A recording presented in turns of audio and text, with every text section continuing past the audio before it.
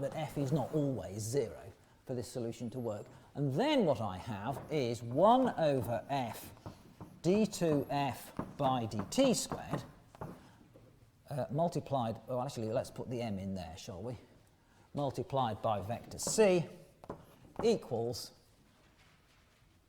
minus k c.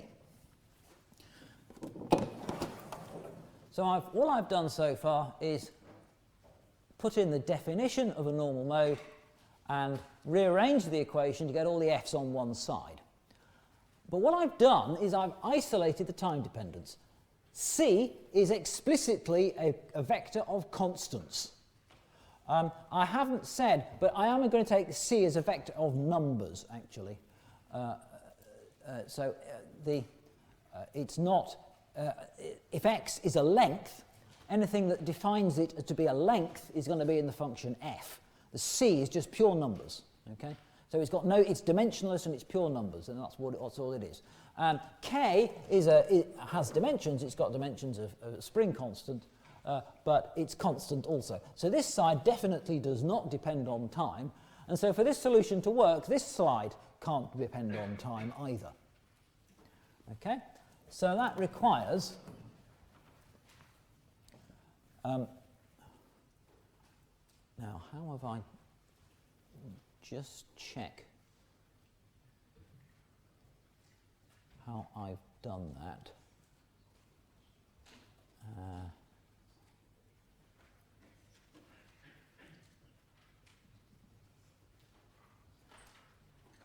Yeah.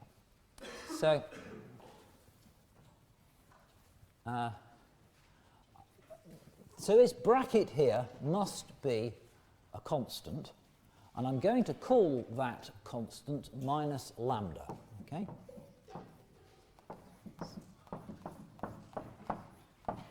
The reason for calling it negative lambda is because if I then look at this equation, I have k, matrix k times vector c is lambda times c, an eigenvalue equation.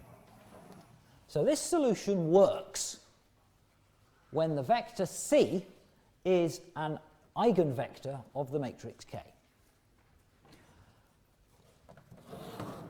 Putting that back into the other equation, so lambda, so in fact there will be a set, probably, of such eigenvalues and eigenvectors. So C is an eigenvector and lambda is the corresponding eigenvalue. So there will be not one solution of this form, but a set, probably more than one. So if we put that back into the other equation, which was m d2 f by dt squared over f equals minus lambda, we get d2 f by dt squared equals minus lambda over m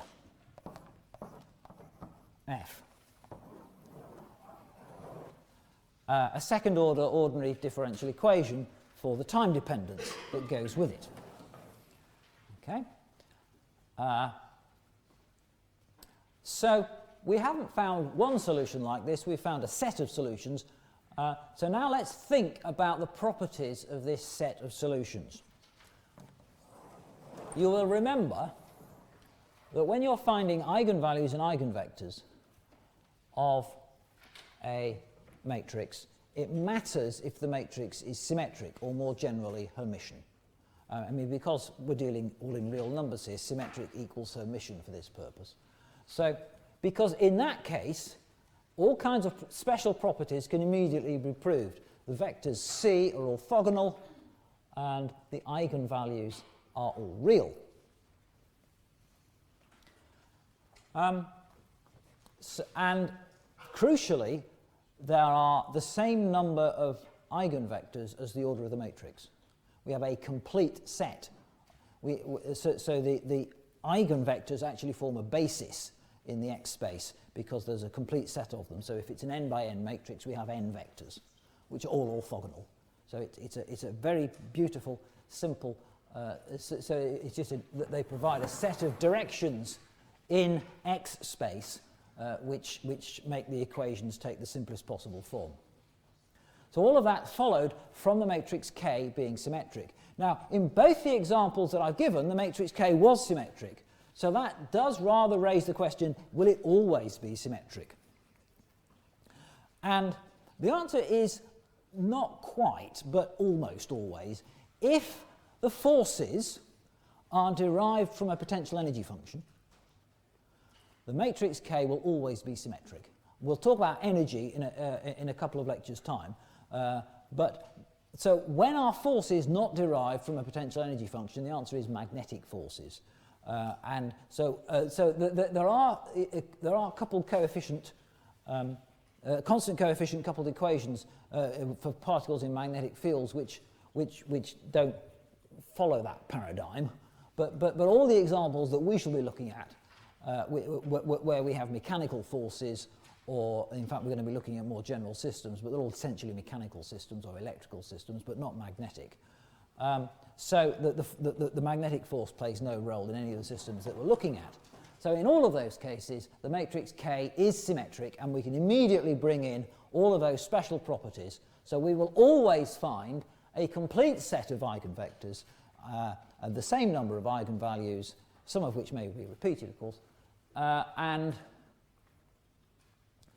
all the eigenvalues are real. So in here, the only question is the sign of this. So there's no complex numbers in this equation because lambda is a real number. But there is a question as to whether this coefficient in the bracket here is positive or negative. So in other words, whether lambda is negative or positive, because of the explicit minus sign there. And that clearly affects the type of solutions that F has. If lambda is positive, so that there's an overall minus sign here, then we know that we get oscillatory solutions out of this differential equation. We get sines and cosines. If lambda is 0, we get linear solutions. Okay, so if this is 0, then the solution of that equation is a plus bt. So we get just a linear solution. If lambda is negative, then we'll get solutions with exponential behavior. So we can either choose to write them with exponential functions or with hyperbolic functions. And they have the property that in some direction of time, they blow up. They become arbitrarily large. And we don't expect that kind of behavior in this kind of system. We don't expect that there's a set of initial conditions that we can impose on this that result in the masses moving, becoming infinitely far away from their initial equilibrium positions. So our anticipation is, for the type of systems that we should be looking at, lambda will be positive. Okay? And so we'll be looking at sines and cosines. So I shall write all the solutions as though they were sines and cosines, and that's the solution to the problem. However, I didn't say in the definition for normal modes that it had to be a second-order system. It could have been a first-order system, and in fact you've probably come across an example of that kind of thing, although you may not have analysed it very closely, which is radioactive decay. If you have, for example, an ore containing uranium, it will also contain, in various proportions, all the daughter elements of the radioactive decay of the uranium, and the time dependence of the different daughter elements that you get will be given by a whole set of radioactive decay equations where one thing decays to another with a time constant, and that decays to something else with a different time constant, and that branches into two different possible decay routes with different decay constants and so on. So that you'll get some complicated set of coupled linear constant coefficient differential equations, but they're all first order. So we get an exactly similar system like that, which is first order, and then you won't get a symmetric K matrix, but it's still a normal mode problem. So there are first order examples as well, which we're not going to discuss, but most of the same mathematics applies to it, except possibly the special properties of it being a symmetric problem. So, to recap, we've found x is fi of t, where fi is a solution of this equation here, where the eigenvalue replaced by lambda I, ci, works, but there's a whole set of those, and because the problem was initially linear, we can immediately write down a general solution by superposing the different possible solutions to the problem. Will be x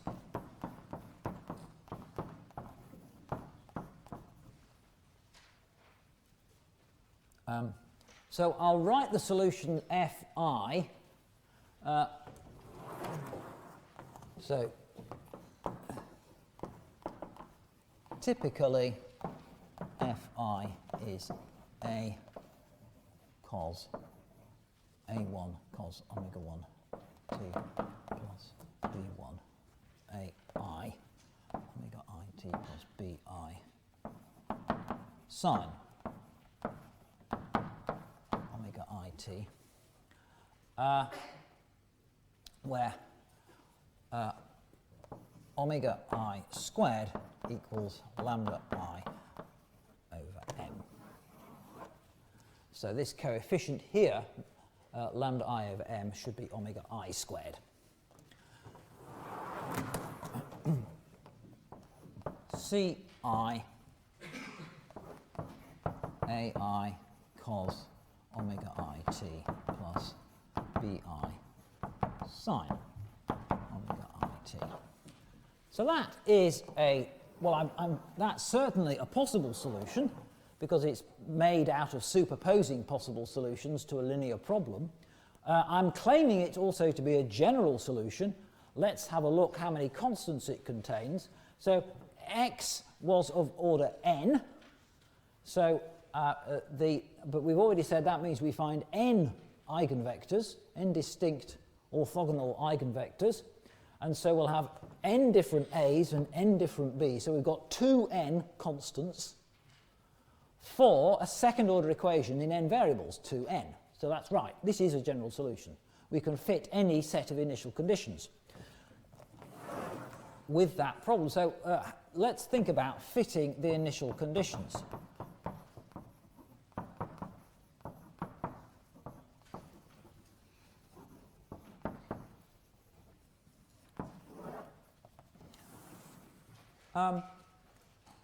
So what we would probably want to know is what is x of 0 and what is x dot of 0, or which I shall perhaps write as v of 0, dx by dt.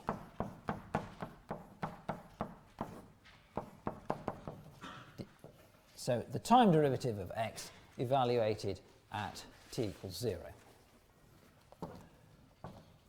I'm not going to use dots because they don't work well on the blackboard. So how many initial conditions will I have? I'll have n of these and n of these, so that's 2n again, so that's enough. That's exactly the right number. Okay, so what I need to do with that with that general solution, I need to fit these general initial conditions. So that will involve, let's first of all put t equals 0. Okay, and so then we'll have x of 0 is, now at t equals 0, cos omega t is 1, but sine omega t is 0. Sigma over I, ai, ci.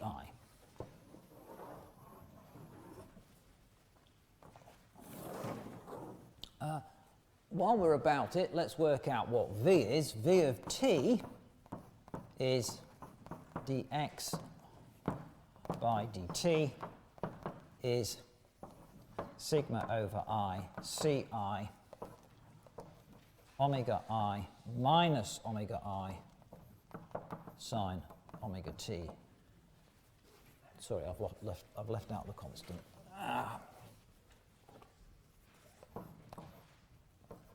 minus omega I AI cos sine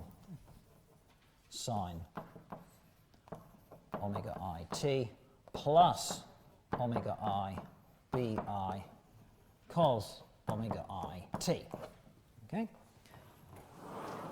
So then V of 0 is sigma over I. Again, the first term goes away when t is 0, is sigma over I, omega I, BI, CI. So,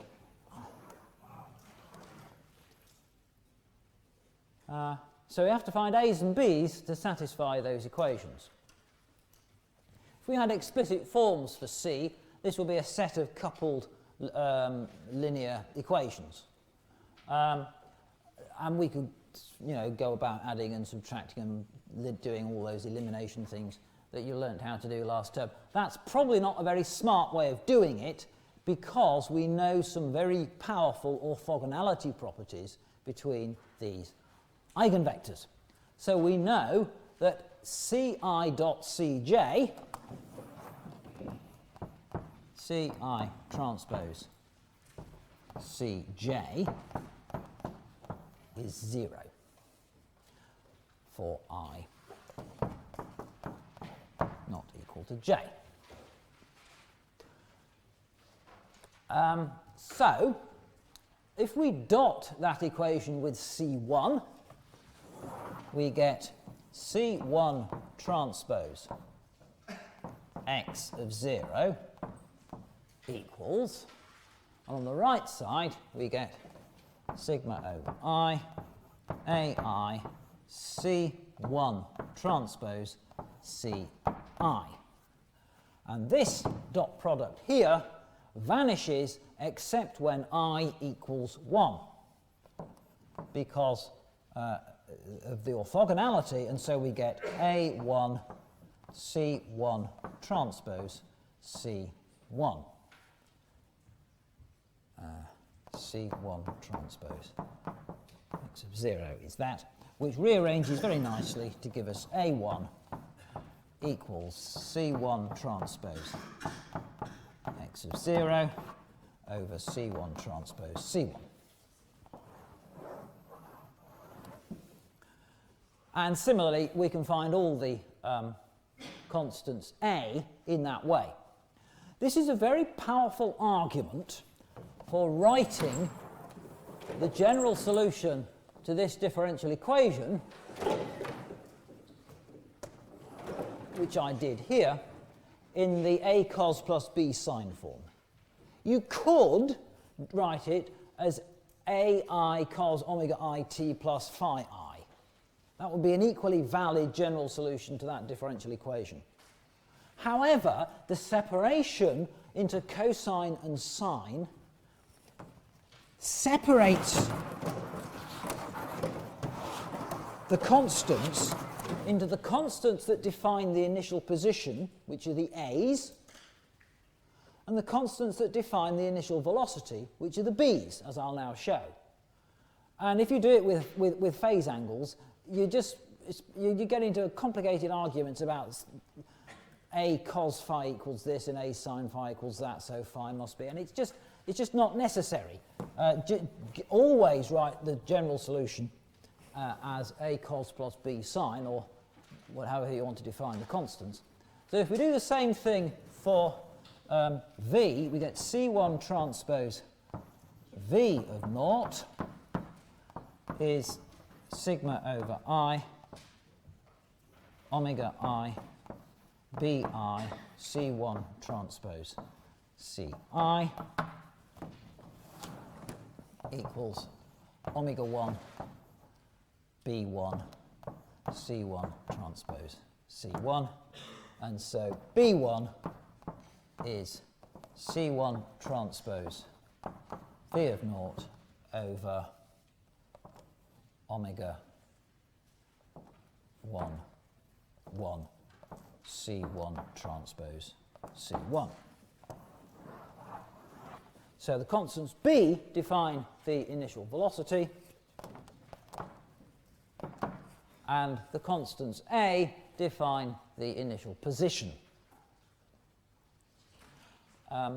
In particular, and this is a way in which problems are often simplified, and indeed not unrealistically, if we start from rest,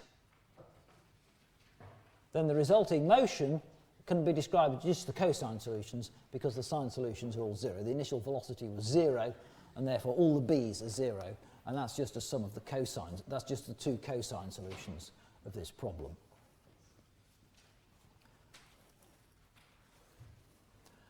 So we can put all that together if we wanted to. So in effect, we could substitute the a's from here and the b's from here into the general solution from here, and write down the general solution in terms of initial conditions.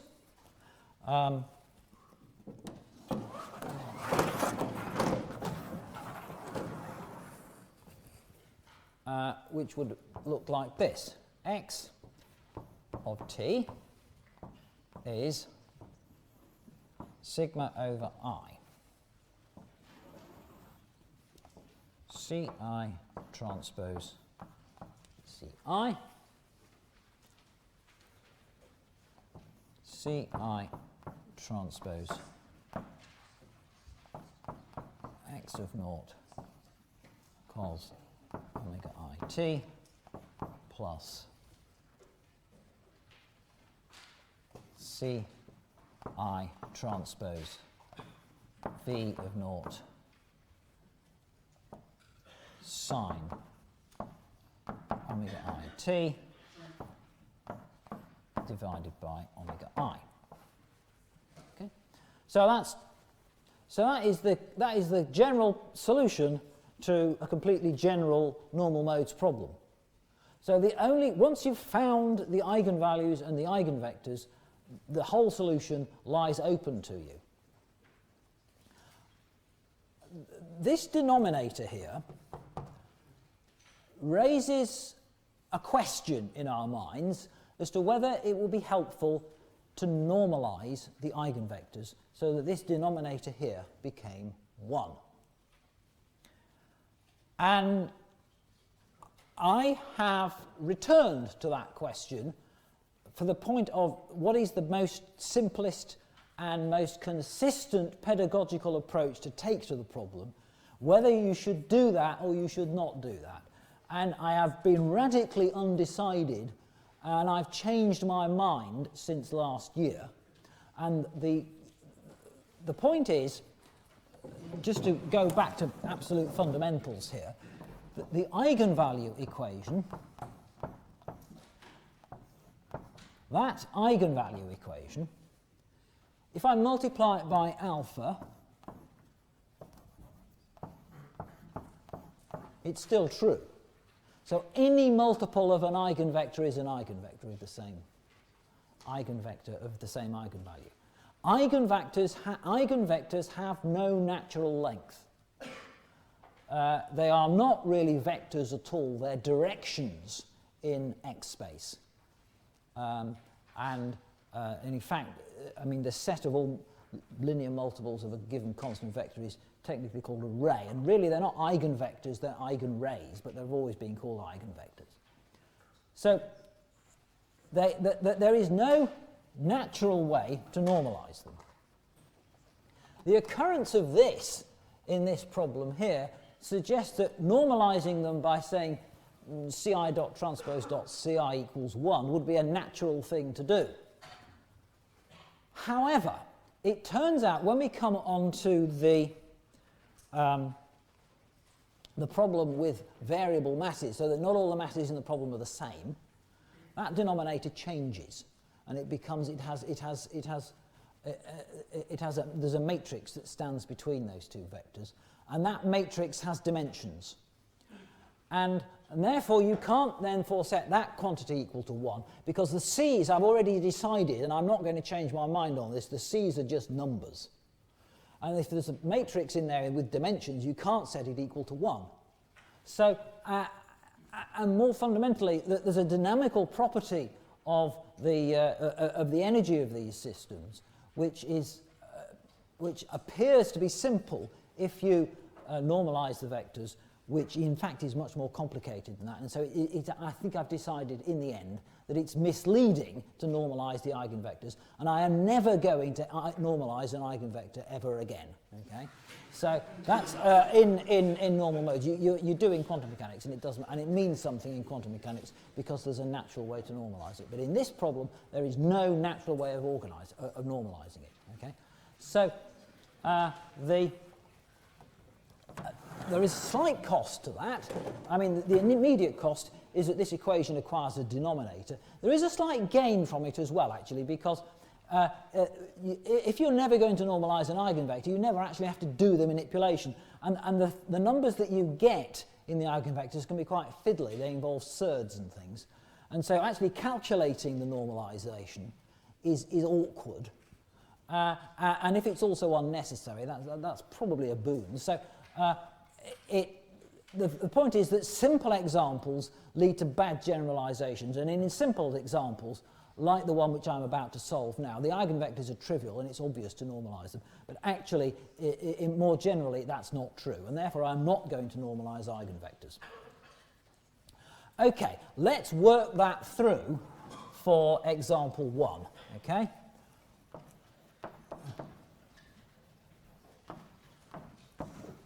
So the example 1, the K matrix was, well, actually, what was it?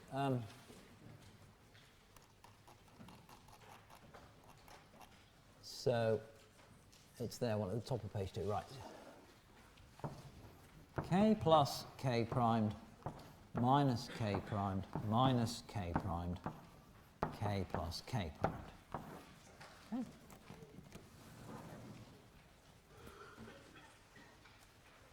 And so I'm now going to find its eigenvalues. So that involves evaluating the determinant K plus K primed minus lambda minus K primed minus K primed K plus K primed minus lambda, and setting that equal to 0. At this point, we observe what enormous simplification is provided by the fact that this number, the 1, 1 and the 2, 2 components are equal, because that means that these brackets here are equal, and therefore, don't be a student that always multiplies things out, because you then get a lot of error-prone stuff multiplying it out, and then you have to painstakingly put it all back together again to get the answer. So we're not going to do that. We're going to just leave those, and we're going to note that this is the same as that, and we're going to write it as K plus K primed minus lambda squared. That's that times that. And then I have to multiply that times that. And again, because K is a symmetric matrix, that is also equal to that. So that's minus K primed squared equals 0, which gives us K plus K primed minus lambda equals plus or minus K primed, taking the square root, which gives us lambda equals K plus 2 K primed or K.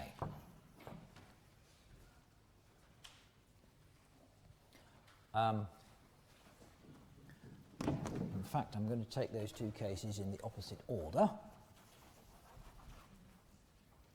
Actually, let's just put in the extra line there. K plus K primed plus or minus K equals lambda. And so we get lambda 1 equals K, lambda 2 equals K plus 2 K primed. So then we go back to the original equation and we put lambda 1 equals K, and we get the following. Then the eigen. So this determinant came out of the equation Kc equals lambda c, which I rewrote as K minus lambda I c equals naught. So if I go back to that equation, it looks like this. I go back to, I replace lambda by K, and I get, so for C1 I get minus K, I get K primed minus K primed minus K primed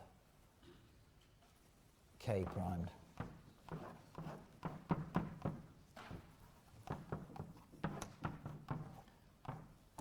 So I get, so as you know, when you do that, these two equations are now the same equation. We only have one equation, and that, which reads K primed x1 minus x2 or K primed x2 minus x1 equals naught. Okay? So I can't find x1 and x2 out of that, but what I can find is that x1 equals x2. Well, really, these ought to be C's, shouldn't they? C1 and C2. C1 equals C2. So C1 we can choose to be 1, 1. If I, on the other hand, choose the other value of lambda C2, I get K plus K primed minus K minus 2K primed minus K primed minus K primed. And that evaluates to, K's go K primed and minus K primed. C1, C2 equals naught, which simplifies to minus K primed minus K primed minus K primed minus K primed C1, C2 equals naught, which tells me that C1 plus C2 equals naught, and so the vector C2 is 1 minus 1.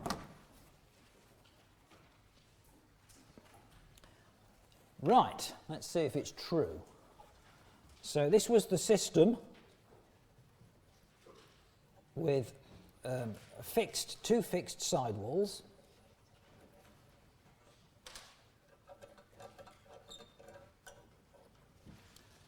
Right. Now I can't do this very exactly, but if I do something that's very definitely not an eigenvector, so I fix this and I move that, okay? So that's definitely not an eigenvector. Okay, that's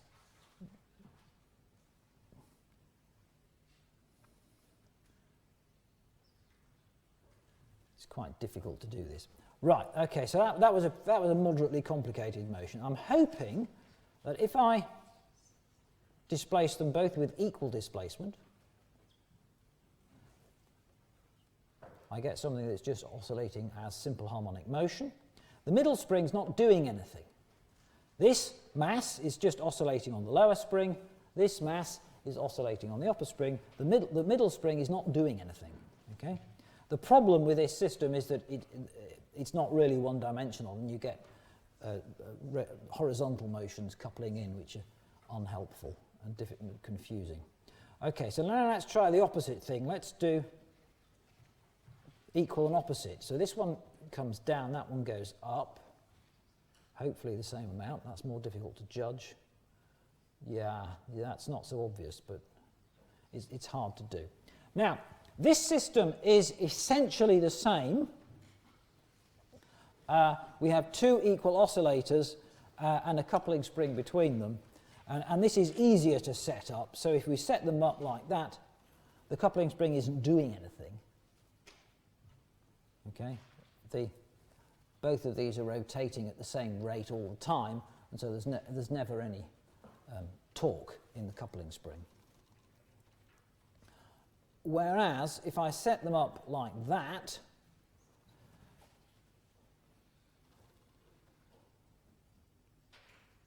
Now, the coupling spring is very weak. The difference in frequency between these two modes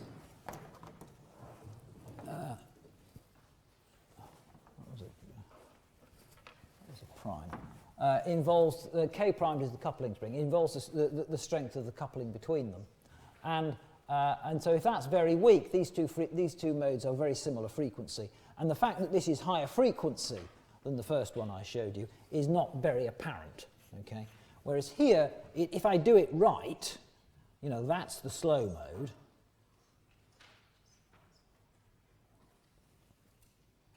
And that's the fast mode. I mean, you can see that's roughly what's going on, I think. But it's difficult to establish the initial conditions just with your hands with enough precision.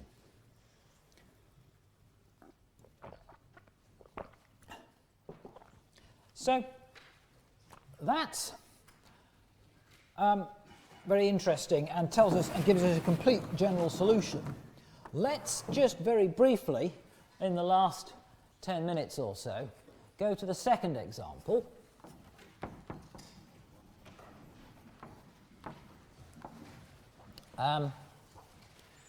Where we had 2k minus k minus k k c equals lambda c. So that was the K matrix that I had in the second example.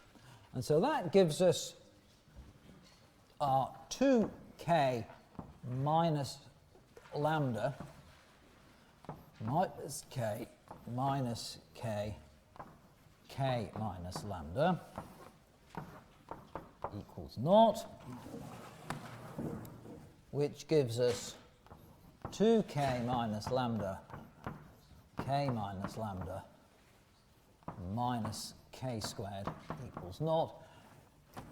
Now at this point we really do need to multiply out because there's no we need to look at the underlying quadratic. Last time that would have been a diversion to multiply the brackets out, but now we do need to do that. So that's 2k squared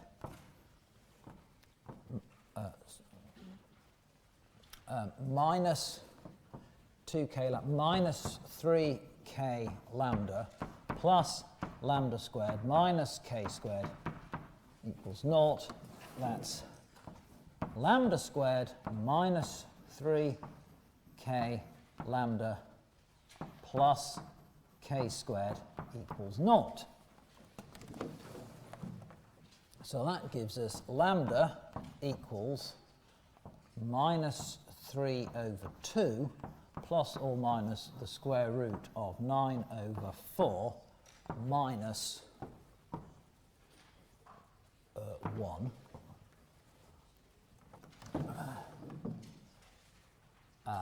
Now, strictly speaking, sorry, I've done too many steps in my head. I'll do that. I'll do that slightly less efficiently. Lambda equals minus, so it's minus b, which is, anyway, it's plus.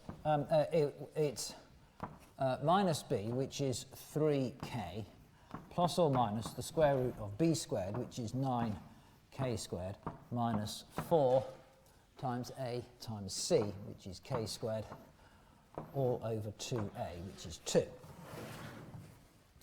Which is, and so you'll see that k comes out as a common factor, and we get 3 halves plus or minus the square root of 5 over 2.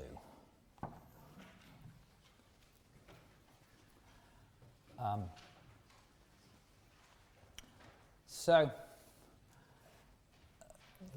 now you can see what I mean about if you feel you're not compelled to normalize that vector, that is actually some simplification and some saving of labour. However, what we do need to do is to compute the eigen vectors. By the way, remember that root 5 is about 2 1/4. So this is 3 plus or minus 2 1/4, which means that both eigenvalues are not only real but also positive, and so they both give oscillatory solutions as you would expect. So let's now, and I'm going to take the slow mode first. So lambda 1 equals 3 minus root 5 over 2. Then the equation that determines the C is then 2k. Everything's multiplied by k, actually, in this equation. So I'm simply not going to, there's k's everywhere, so I'm just going to leave them all out, because I can cancel them all through. So the equation is 2 minus 3 minus root 5 over 2, minus 1, minus 1, 1 minus 3 minus root 5 over 2, C1, C2 equals 0. It's now not so obvious that the two equations are the same, but they are. So I could find the C's using one line or the other. Well, let's just process that down a little bit further before I make that choice. So that is 2 minus 3 halves is half, 1 plus root 5 over 2, minus 1, and that's 1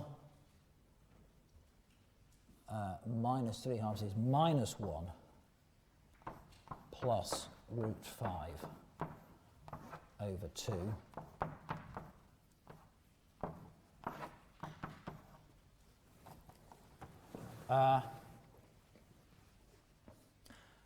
So a possible set of vectors would be, so if we use the second row, we get minus C1 plus root 5 minus 1 over 2 C2 equals 0, which would be satisfied by, for example, root 5 minus 1 over 2 and 1. That would be a possible eigenvector. Or root 5 minus 1 and 2. So these are different versions. That's not the same. I've multiplied that by 2 to get that. So these are just different. These are different multiples of C1. If I used the top row, I would get 1 plus root 5 over 2, or 2, 1 plus root 5. So those are all different multiples of each other, and it doesn't matter a jot which one you choose. Okay, so we can use any one of those, and it doesn't matter at all. And similarly, if we processed it through for C2, then we would get something involving root 5s in a slightly different way. Interestingly, the numbers that appear here, 2 and 1 plus root 5, are exactly the numbers that I used to decouple the equations in the last lecture. And that provides another way of thinking about normal coordinates that makes us understand what's really going on with normal coordinates. And that, I think, is where we shall start next time. So I'm going to stop there rather than give you any more to think about today. But we have gone through that.